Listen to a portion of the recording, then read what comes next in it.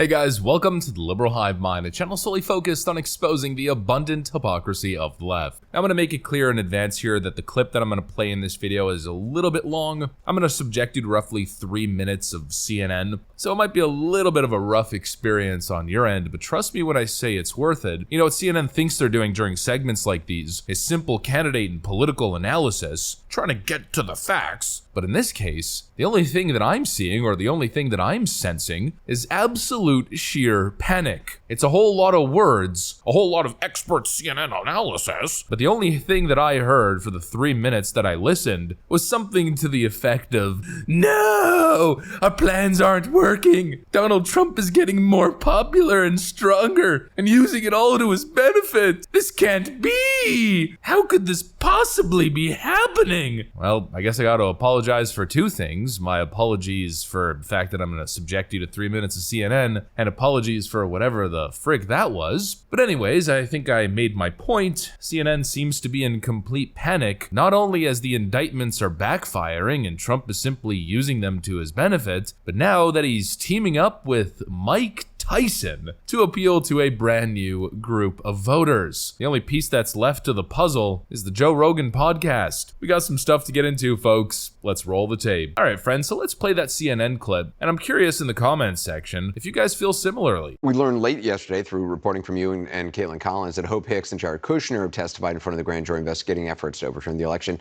Has there been any reaction from the former president or his team?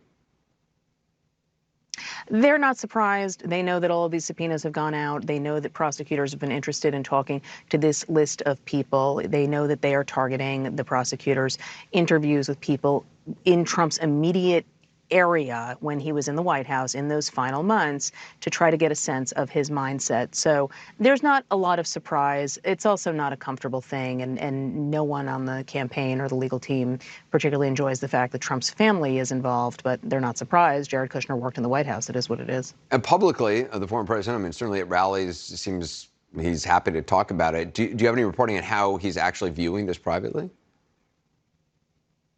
Viewing which? The investigation or his indictment? Or his indictment and also all of the above? Yeah, I mean, all of the above, really.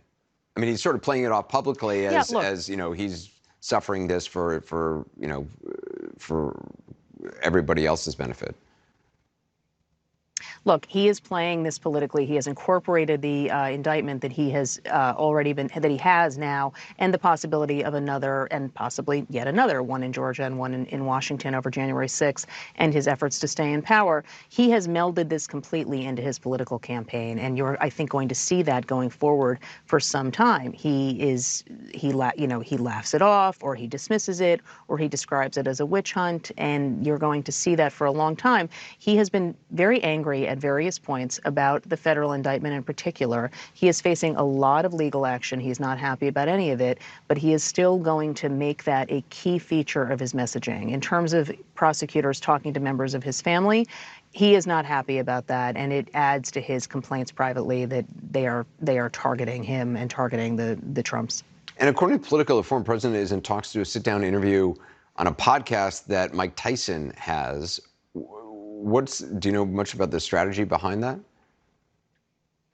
So there's a couple of things, Anderson. Number one, Mike Tyson is a very old associate of his. He was actually an advisor of sorts to Tyson at one point in the late 1980s. He was a huge defender of Tyson's when Tyson was convicted on charge and said it was a travesty. So it's not entirely surprising. It's also a reminder that Trump has this unique niche that he tries to appeal to just in terms of cultural aspects of the country. He has been a public figure. He has been a celebrity. He has also been sort of a sports figure, and he has been or at least connected to the world of wrestling, connected to the world of boxing. And I think that his campaign has long seen that as an advantage that it can press, especially as it tries to appeal to men. You know, men is obviously a very broad category. It's often, cut up into different groups among men, but that is his base of support. And so they are going to try to maximize his vote there. And it's not surprising that he's talking about it. It does seem that it's a potential recipe for things getting a little complicated in an interview, but we'll see.